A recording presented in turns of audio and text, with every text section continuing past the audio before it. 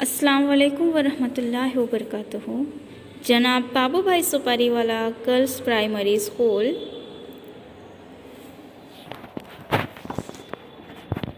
धोरण 6, विषय सामाजिक विज्ञान, विषयांक पाठ नंबर प्रकरण नंबर 7 गुप्त युग अने अन्य शासको।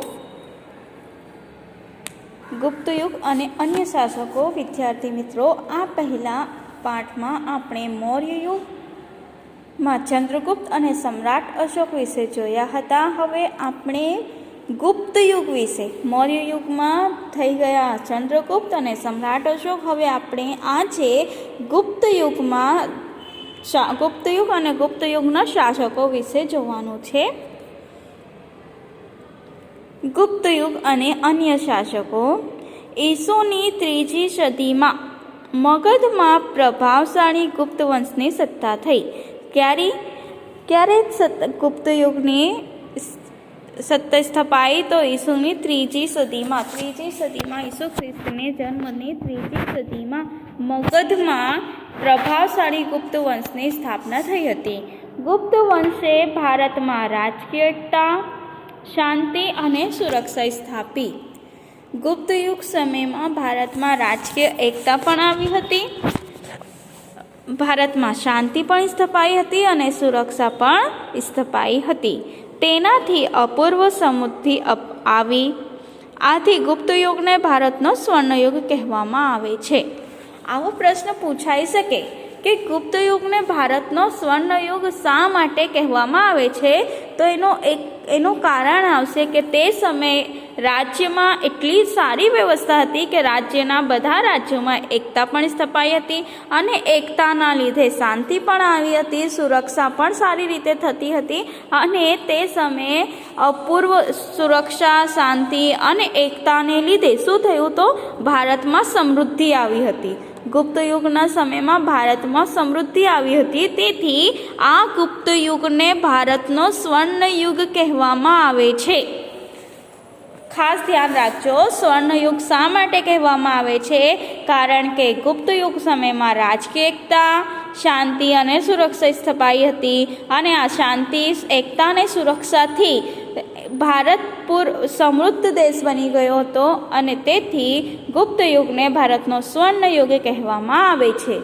स्वर्ण युग एटले देशनी समग्र प्रजानी सर्वोत्कृष्ट प्रगति, आबादी। तेना समय में लोगोनी प्रगति पण थई हती अने आबादी पण थई हती। गुप्त सम्राटोए लोकोने शांति अने समृद्धि आपी, जेनी प्रशंसा विदेशी मुसाफरोए पण करी छे। गुप्त युगनो स्वर्ण युग घणे अंशे गुप्त सम्राटोनुं सर्जन हतुं।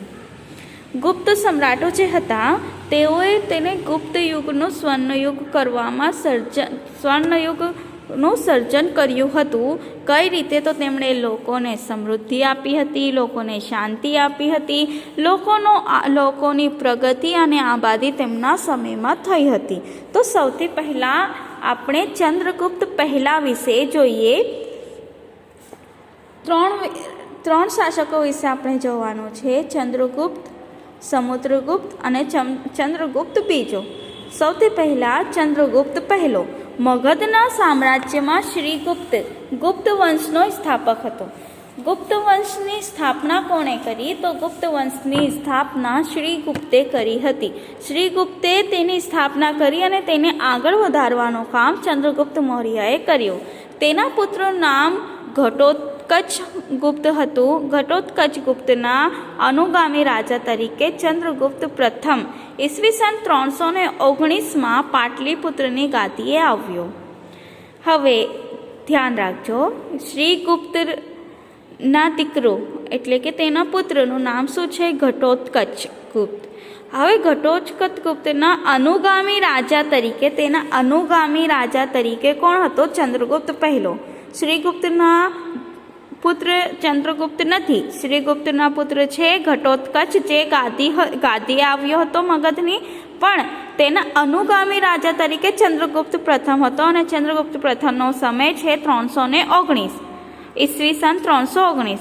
પાટલીપુત્રની ગાદીએ 319 અનુગામી રાજા તરીકે ચંદ્રગુપ્ત પ્રથમ આવ્યો. તેણે શક્તિશાળી લીછવી જાતિની કન્યા કુમારદેવી સાથે લગ્ન કર્યા. જે લીછવી જાતિ આપણે આગળના પાઠમાં પાઠ નંબર 4માં જોઈ ગયા કે લીછવી જાતિ હતી. પહેલાંના સમયમાં આપણે રાજ્યની પ્રારંભિક રાજ્ય વ્યવસ્થામાં આપણે લીછવી જાતિ વિશે જોઈ ગયા છે. તો તેણે ચંદ્રગુપ્ત પહેલાએ શક્તિશાળી લીછવી જાતિની કન્યા કુમારદેવી, જેનું નામ હતું કુમારદેવી, સાથે લગ્ન કર્યા. લીછવીઓની સહાયથી તેણે મગધના રાજ્યનો વિસ્તાર કર્યો. હવે તેમનો સસુરાલ થઈ ગયો લીછવી. હવે લીછવી જાતિ લોકો સાથે તેમણે મૈત્રી સંબંધ બાંધ્યા અને તેમની કુમારદેવી સાથે લગ્ન પણ કર્યું અને લીછવી જાતિના સહાયથી તેણે મગધ રાજ્યનો વિસ્તાર પણ કર્યો. તેણે મગધની પાસેના પ્રયાગરાજ, આજના અલ્હાબાદ, મગધની પાસે કયો આવ્યો છે? પ્રયાગરાજ, જે આજે અલ્હાબાદ નામથી પ્રખ્યાત છે. સાકેત, આજનો અયોધ્યા, જીતી લઈ મગધનો વિસ્તાર વધાર્યો. હવે મગધનો વિસ્તાર વધારવા માટે તેમણે રાજ્ય જીતવાનું શરૂ કર્યું. તે સમયે મગધની બાજુમાં જ આવેલો હતો પ્રયાગરાજ, જેનું આજનું વર્તમાન સમયનું તેમનું નામ છે અલ્હાબાદ. તેમણે અલ્હાબાદ પણ જીતી લીધું. સાકેત એટલે કે અયોધ્યા પણ તેમણે જીતી લઈ મગધનો વિસ્તાર કર્યો.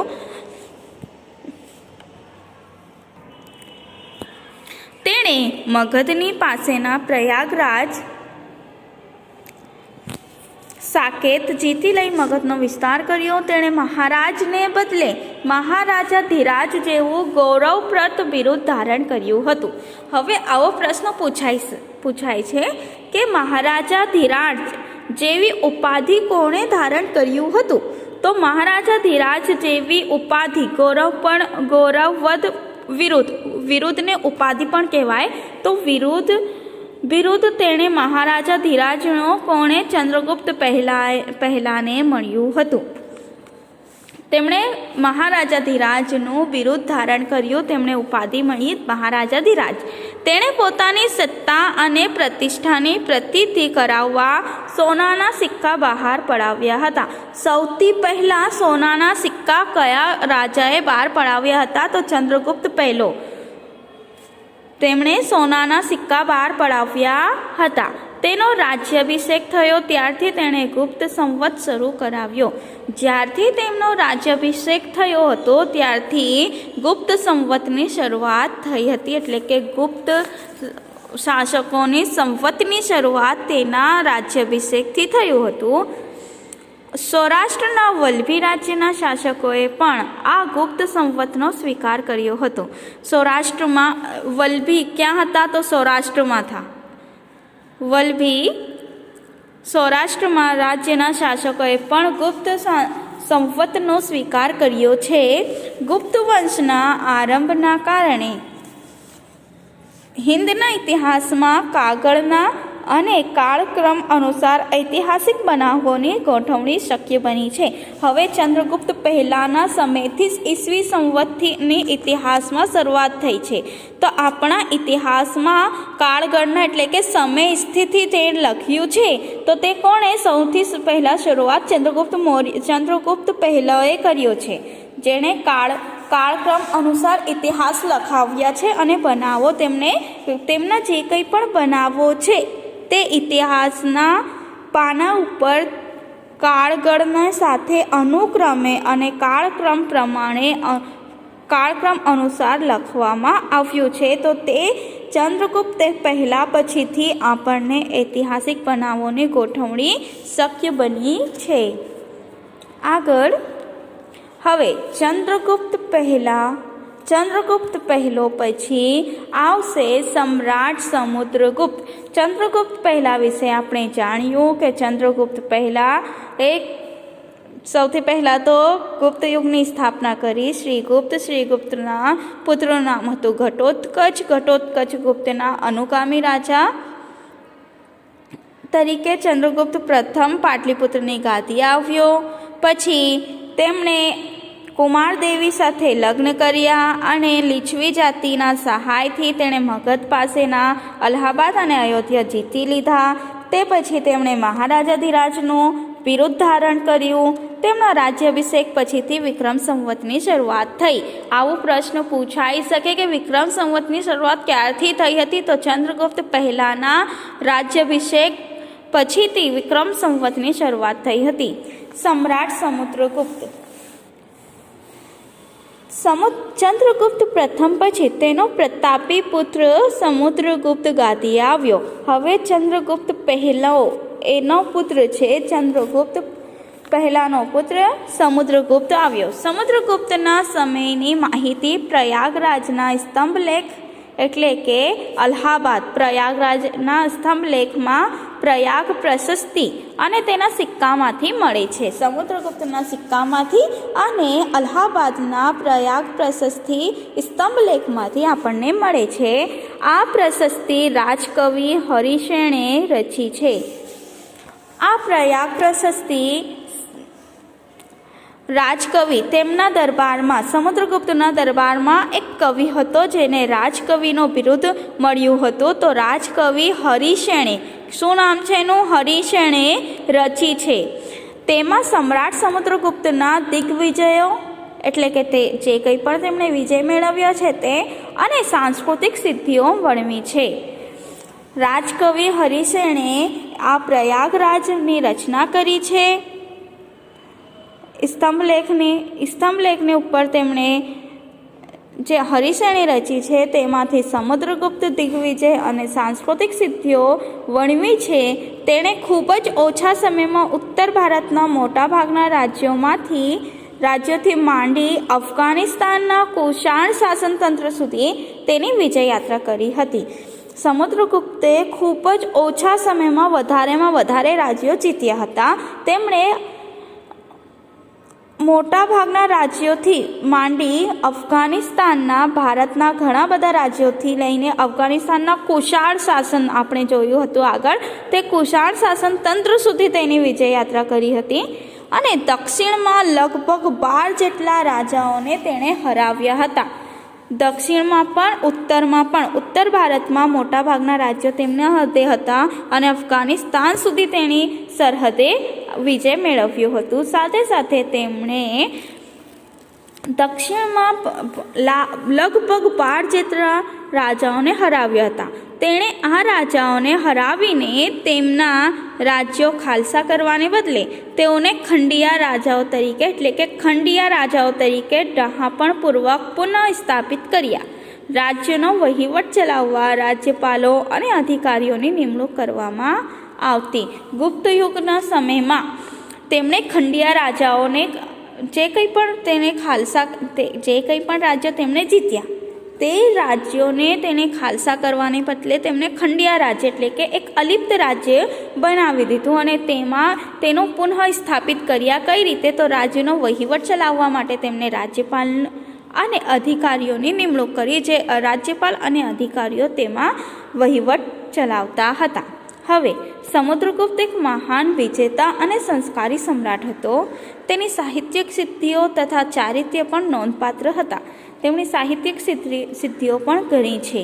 તેણે અનેક કાવ્યોની રચના કરી છે. તે કાવ્યોનો ચાહક હતો એટલે તેમને કવિરાજનું બિરુદ મેળવ્યું હતું. જે કવિરાજનું બિરુદ તેમણે મેળવ્યું છે. કમનસીબે તેનું આજે એક પણ કાવ્ય મળતું નથી. તે સમયે રાખવાની વ્યવસ્થા ના હોવાને કારણે તેમની એક પણ કાવ્ય મળતી નથી. પણ તેમને જે એક સિક્કા મળી આવ્યા છે. સમુદ્રગુપ્તને વીણા વગાડતો દર્શાવવામાં આવ્યો છે જે તેનો સંગીત પ્રેમ દર્શાવે છે. હવે એક સિક્કાની ઉપર સમુદ્રગુપ્તનો છાપ છે જેમાં તે વીણા વગાડતો દેખાય છે. હવે આ વીણા વગાડતો દેખાય છે તેનાથી કહી શકાય છે કે તે સંગીત પ્રેમી હશે અને તેમણે ઘણી બધી કાવ્યોની રચના કરી છે. તે સંગીત પ્રેમી હતો તેથી તેણે હરિસેણને પોતાના રાજ્યમાં કવિતાઓ લખવા માટે રાખ્યા હતા. તેના શાસનકાળ દરમિયાન અનેક મંદિરો, બૌદ્ધ વિહારો અને જૈન ઉપાશ્રયો બંધાયા હતા. તેણે અશ્વમેઘ યજ્ઞ કર્યો હતો. આ સંદર્ભે તેણે સિક્કા પડાવ્યા હતા. તેણે પોતાના દરબારમાં વિદ્વાનોને એકત્રિત કરી ઉચ્ચ પ્રકારનું સાહિત્ય સર્જન કરાવ્યું હતું. જ્ઞાનીઓ તેની અને તે જ્ઞાનીઓની સોબત ઈચ્છતા હતા. તેણે હિન્દુ ધર્મને ઉત્તેજન આપ્યું હતું. તેણે સામાજિક રીત રિવાજોને સ્વીકાર્યા હતા. પ્રાચીન ભારતના ઇતિહાસમાં સમુદ્રગુપ્તનું સ્થાન વિશિષ્ટ અને નોંધપાત્ર છે. ગુપ્ત સામ્રાજ્યની મહત્તાનો તે સર્જક હતો.